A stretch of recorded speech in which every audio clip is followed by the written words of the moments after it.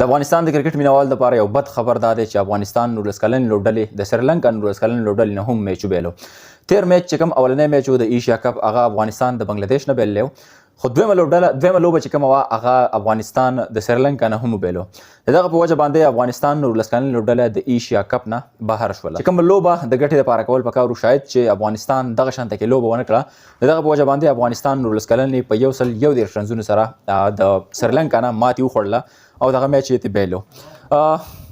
بیډ لک فار افغانستان، خو هیڅ قسم خبر نشته دی. دا د میچ چې کوم دی بایلل او ګټل دا د میچ حصه ده.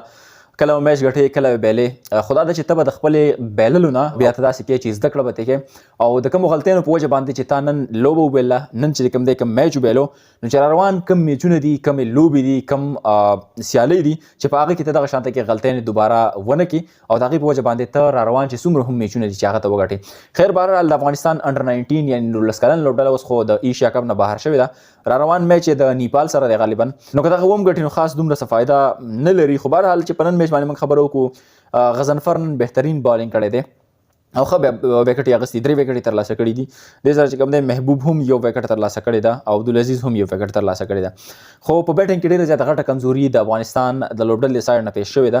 په هغه کې داسې خاص چا د ګټې لپاره هغه شانته کې کوشش نه دی کړی څنګه چې کول پکاري او څنګه چې کیل پیش کول پکاري. د هغو د سایډ نه که تاسو وګورئ نو یو بیټسمین ډېر اوږد نوم دی، خو خیر زه بهرحال 102 رنزونه یې کړي دي او دغه شانته کې نور هم پریرا نوم یو بیټسمین دی، هغه هم 53 رنزونه کړي دي.